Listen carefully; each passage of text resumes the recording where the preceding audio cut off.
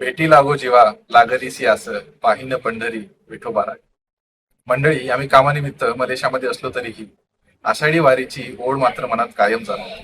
या वर्षीची वारी ही आमची महाराष्ट्र मंडळ मलेशियाच्या पुढाकारातून क्वालालंपूर येथे साकार झाली.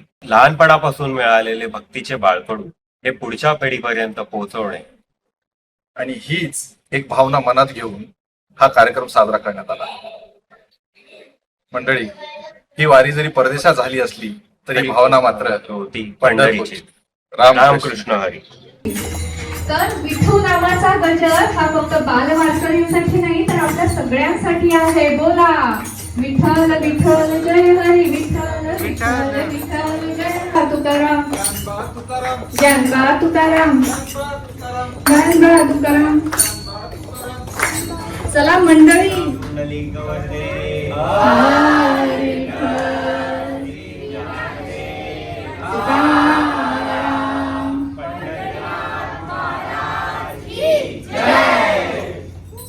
सूर निरागस हो गणपती सूर निरागस हो. मोरया मोरया गणपती बाप्पा मोरया. मोरया मोरया गणपती बाप्पा मोरया. गजवदना तू सुख करता, गजवदना तू दुःख हरता, गजवदना मोरया मोरया. कल्याणम आरोग्यम धनसंपदा सुबोध विनाशाय दीपज्योती नमोस्तुते. सर्वमंगल मांगल्ये शिवे सर्वार्थ साधके शरण्ये त्र्यंबके गौरी नारायण नमस्तुते. चंद्रमोळी फलिंद्र माथा मुकुटुजळाळी कारण्य सिंधू भव दुःखहारी. तुझ वीण शंभो मज कोण तारी. हर हर महादेव शंभू काशी विश्वेश्वराय नमः. Did you know the Pandharpur Wari is not just any pilgrimage? It's one of the world's largest and most well-organized religious pilgrimages. Imagine this, over 1 to 2 million devotees walk nearly 250 to 300 kilometers all the way to Pandharpur just to get darshan of Lord Vittal during Ashadi Ekadashi. Now here's something fascinating. Chanting Vittal Vittal isn't just spitful, it's scientifically powerful. Studies show it can calm the mind, improve focus, regulate breathing, and boost feel-good hormones. नमस्कार मंडळी, माझ्या विठ्ठलाच्या नावाने सगळ्यांना प्रेमळ नमस्कार. आज आम्ही तुमच्यासाठी घेऊन आलो आहोत गोड अभंग, जे आम्ही सादर करणार आहोत एका वेगळ्याच ढंगात. पंडिती, अभंग म्हणजे काय असतं आणि त्याचा अर्थ काय असतं? अरे शौनक, अभंग जे कधीच तुटू नाही शकत, which simply means जे कधीच न तुटणारा, न कधीच थांबणारा आणि सतत चालू असणारा. संत तुकाराम, संत एकनाथ असे खूप सारे संत ज्यांनी खूप सुंदर अभंग लिहिलेत आणि आज आम्ही तुम्हाला ते सादर करणार आहोत. पुंडलिक वरदे हरी विठ्ठल, पुंडलिक वरदे हरी विठ्ठल, पुंडलिक वरदे हरी विठ्ठल, पुंडलिक वरदे हरी विठ्ठल.